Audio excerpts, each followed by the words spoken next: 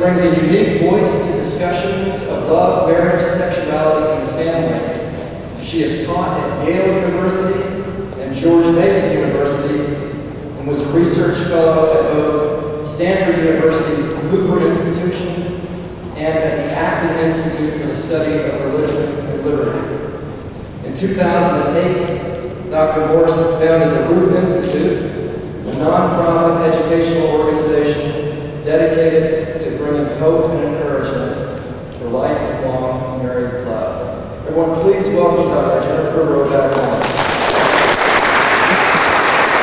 Thanks, Steve.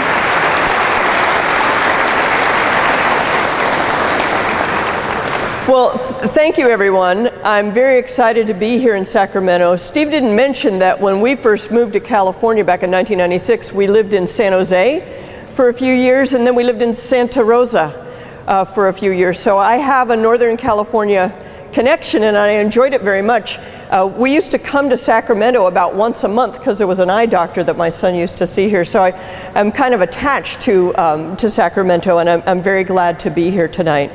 Before I begin, let me point out and say just a few words about some of the free materials that I brought with me tonight.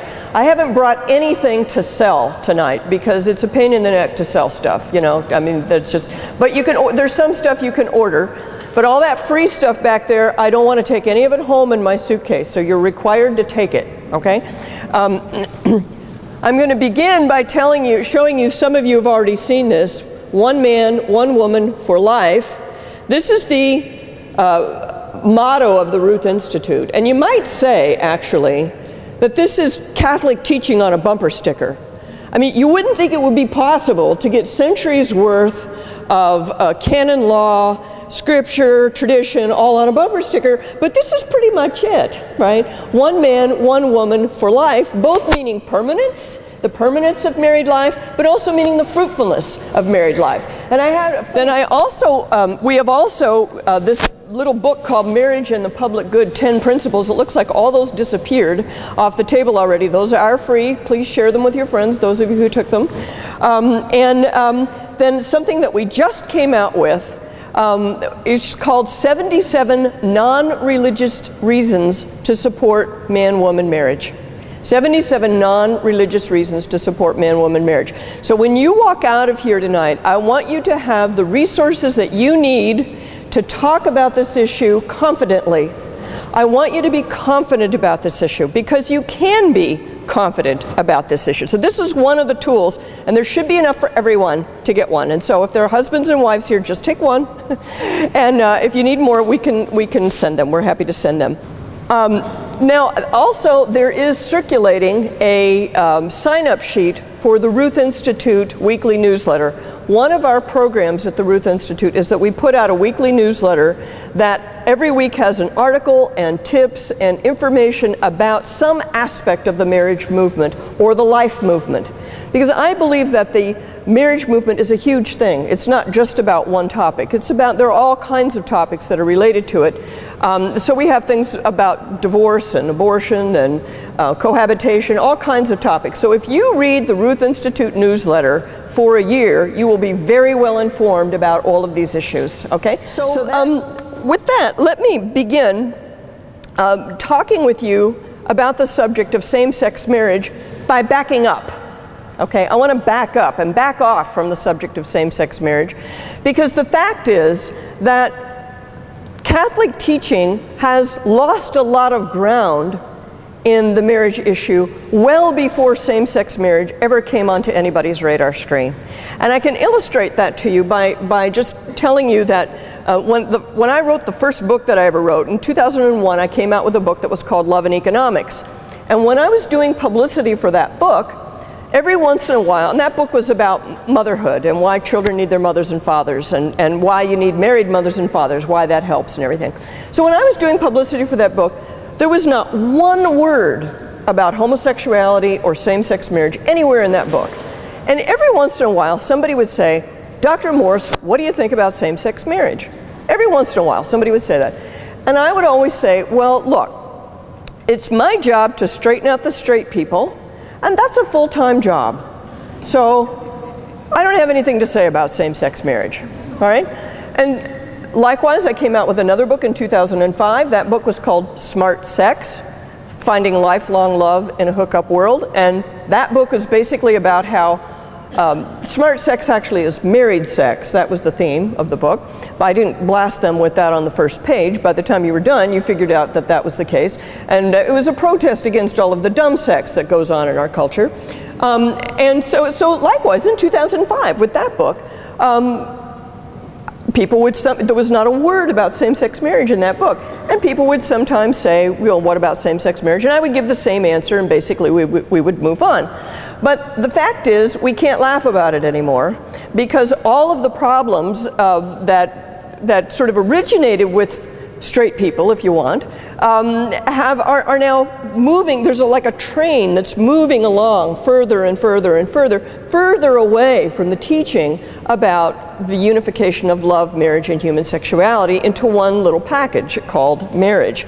So I want to just start by backing up to what I consider to be the first and still probably the biggest disaster that has happened in this area. And that's the whole area of no-fault divorce. And you're probably not expecting to hear about that in a topic that's billed as being about same-sex marriage, but I think it's necessary that we talk about it. For two reasons we need to talk about it. First of all, breaking down marriage is something that happens is happening to us in stages, right? It's almost like you have a child's Jenga game. Do you know that kind of game where you have all the bricks stacked up and you start pulling them out? You know, and you try to see how many you can pull out before the whole thing falls out, okay? So we're now down to the point where we're pulling out the last brick and it's all falling down, the brick of the stack called marriage. We're pulling the whole thing down, but one of the significant early ones to pull out was the permanence of marriage. The idea that marriage should be a lifelong, sexually exclusive union. We pulled that plug quite a while ago, so I want to say a few words about that, okay, just to get that into your mind. Second reason I want to point it out is because this is an issue where the Catholic Church has taken a lot of grief. A lot of you are old enough to remember when people started saying, well, the Catholic Church needs to get with the times. Right? The Catholic Church is being old-fashioned with their position about divorce and forbidding remarriage and so on and so forth. And there were even people who would sort of joke about it. I've heard Episcopalians and Lutherans say things like, well, you know, I've joined the Lutheran Church or the Episcopalian Church or whatever it is as a halfway house until the Catholic Church pulls itself together and will give and allow me to get remarried after my divorce. This is how people used to talk about it. And what I think the Catholic faithful in 2010 need to realize is that the Church was right all along about divorce, and we now have plenty of social science evidence to show that the Church was right all along. That when Jesus said to us in Matthew 19, his famous saying about divorce and so on, basically he said, one to a customer for life. Right, that was a basic teaching of Jesus there in Matthew 19. His apostles thought he'd lost his mind, right? I mean, they're like scratching their heads trying to figure it out, which kind of tells you that it's always been hard, right? When the apostles are walking away muttering, you know, it kind of tells you that it didn't just become hard in 1965 or something. So we now know that the Church was right. So I want to just kind of review a little bit about no-fault divorce, just for the sake of getting that in our minds. And also, what I'm about to say is not looking so much at the theological aspect of the Church's teaching, though of course we could spend a lot of time on that, and we should, and I would encourage you to do that within your catechesis here. But my expertise really is to look at it from a more sociological and anthropological point of view, to give you information that anyone can use. Right, that you can use with your non-Catholic neighbors and friends, your lapsed Catholic relatives, all kinds of people who maybe are not in touch with the Bible or in touch with papal encyclicals, people for whom that's not going to work. Okay, so we want to look at it more from a natural perspective. And so I want to take you back to what it was like prior to no-fault divorce. Now you probably know California was the first state to enact no-fault divorce in 1968. And basically what no-fault divorce did was to say that anyone could get a divorce for any reason or no reason. You didn't have to show cause. And there was no finding of cause, and there was no benefit to keeping the vow, right? It's almost like something like that, a system like that, benefits the person who's not keeping their vow, right? That's kind of the point of it. So let's take a step back into the 1950s.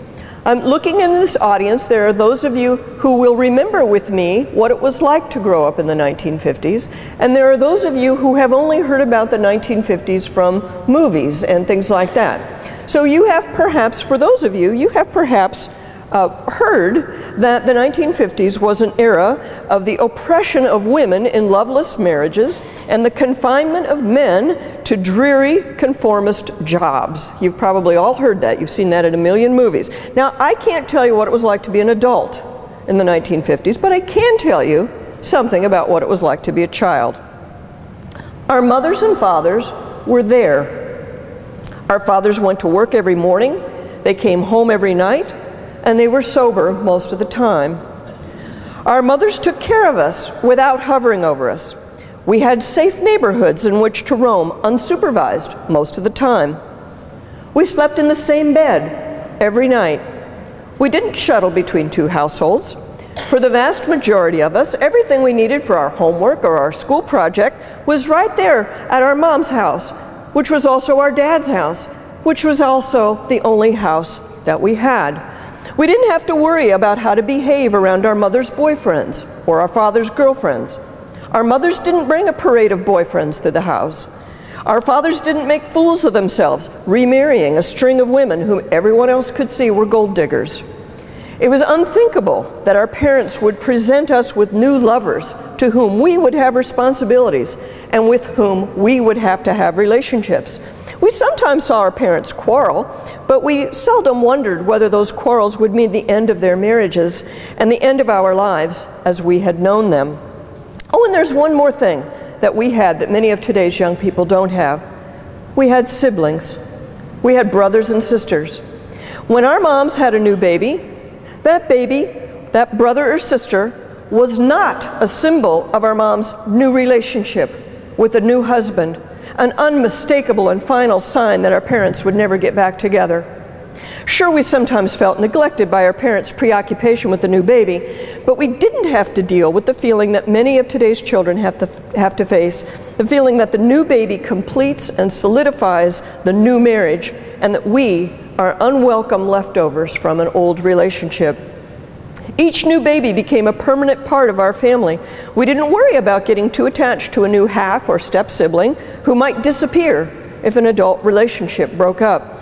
We all grew up together with the same set of brothers and sisters for our entire childhood. The kids I grew up with never had judges deciding where we'd go to school or church. We spent Christmas Day and Thanksgiving Day with both parents. Our moms might say, "Don't tell Dad," if she'd spent too much money. But our moms never asked us to keep signs of wealth hidden from our dads when we went to visit him for fear that this would upset their financial arrangements. We were not asked to perjure ourselves by one parent against another. I don't know anyone from my childhood who ever went to family court, even once. Those of us who grew up in the 1950s could take for granted things which seem like luxuries to children today. We had no idea what we were overthrowing when we rebelled against our parents, when we indulged ourselves by taking advantage of the new no-fault divorce laws. For the first time, spouses could abandon a blameless spouse.